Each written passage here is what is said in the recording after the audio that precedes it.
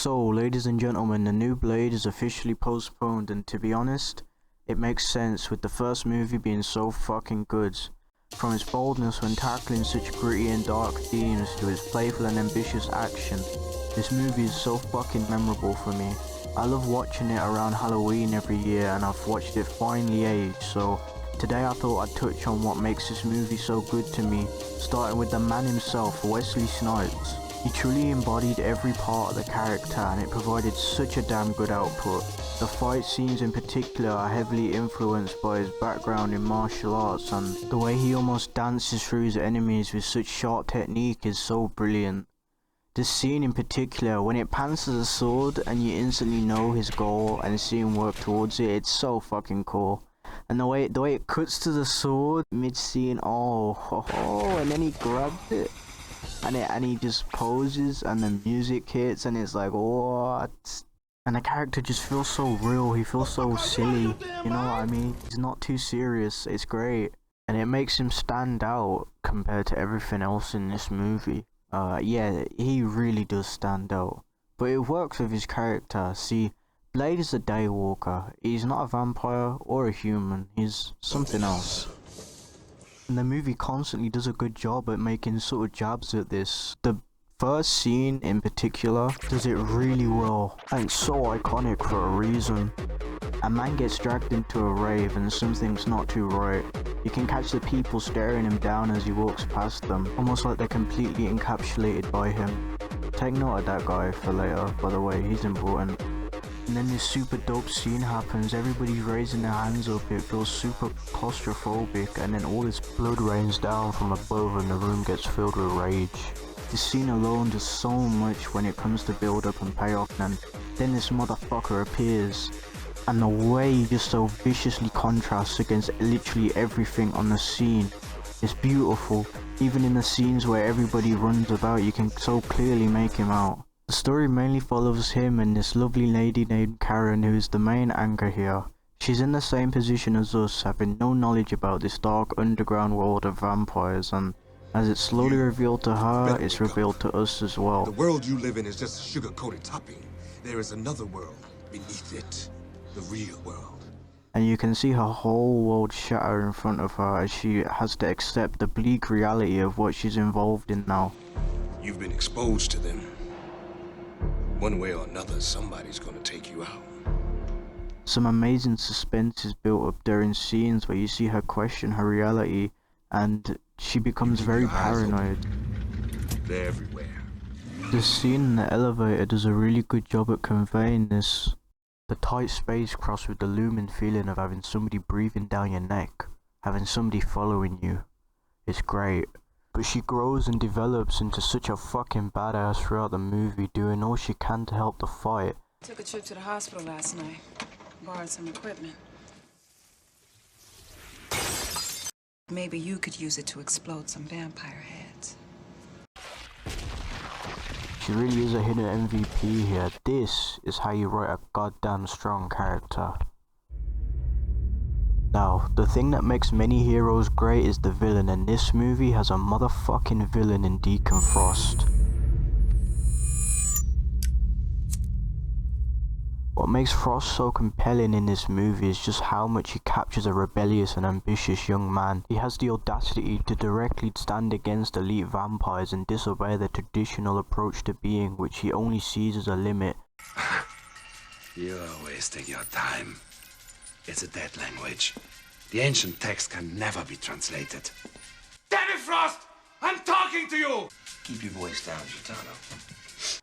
No, his end goal is way much bigger. One of becoming a god and completely changing the norms of society. An utter act of rebellion. Look at them. They're cattle. Pieces of meat.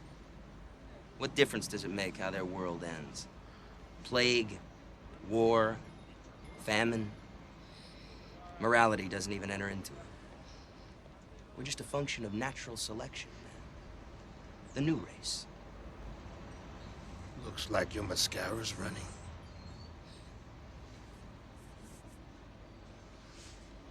He's unpredictable and rash, often playing with even his closest subordinates. Hold out your arm, Quinn.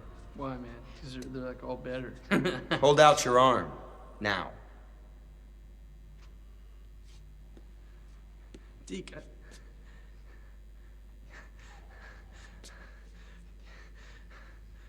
Just kidding. He's willing to go as far as taking a child as a Easy. hostage. Wouldn't want our little friend here to wind up on the back of a milk carton now, would we? And in a way is a perfect mirror to Blade. You get to see their complete opposite morals and values clash. The goal, of course, is to be like you. Daywalker. You got the best of both worlds, don't you? All our strengths, none of our weaknesses. Well, maybe I don't see it that way. One who completely goes against everything it means to be a vampire, and one accepting it to its truest being. A man who is isolated and works in a small group versus a leader of an underground society. It's magnificent. Magnificent? No, magnificent. Another thing I'd like to mention that makes this movie stand out to me is setup and execution. Now, I've already briefly mentioned two shining examples of this, one being the scene with the sword and the other being the vampire exploding syringe, but there's one more scene near the end I'd like to mention where a lot of stuff introduced is wrapped together beautifully. Blade's sword is booby-trapped, a fact established earlier in two scenes. First, when Karen tries to touch it,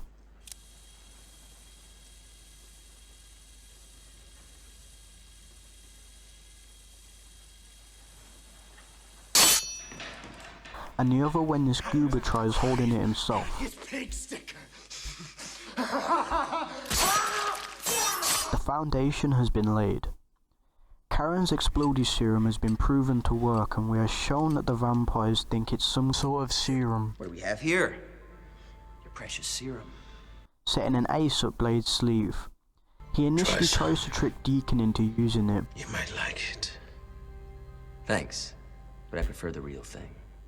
it doesn't work and the serum is tossed away. However, all this culminates together when Blade tosses his sword up Your and, serum? after a brief pause, it knocks the serum down, Nice shot. allowing him to stick them all in Deacon and ultimately win. I absolutely love how this plays out. It's the perfect setup and execution, and it really makes for a satisfying payoff in the end. He hasn't just pulled a rabbit out of his ass. He's won due to quick thinking and the tools in his arsenal. Some motherfuckers are always trying to ice skate uphill.